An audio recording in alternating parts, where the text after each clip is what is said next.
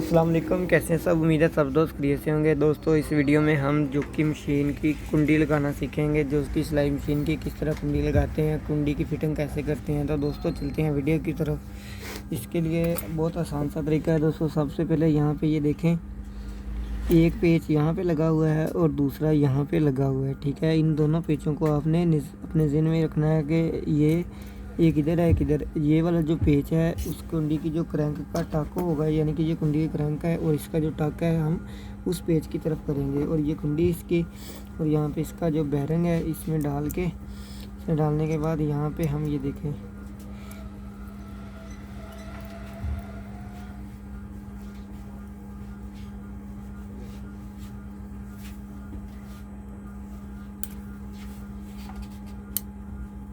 अब यहाँ पे इसको हमने डाल लिया है। ठीक है, यहाँ पे ये देख सकते हैं इसकी फिटिंग।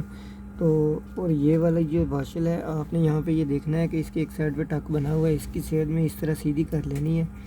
और सीधी करने के बाद यहाँ पे हम इस टक को सीधा करेंगे उसकी तरफ, यानी कि वो ऊपर वाले पेज की तरफ, और यहाँ पे इसको डाल देंगे। ठीक है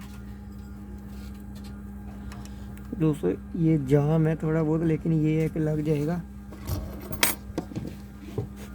इसको ज़्यादा ज़बरदस्ती से नहीं लगाना आपने, ताकि ये टूट वगैरह ना जाए, आपको मुश्किल ना हो। ठीक है, अब यहाँ पे ये देखें।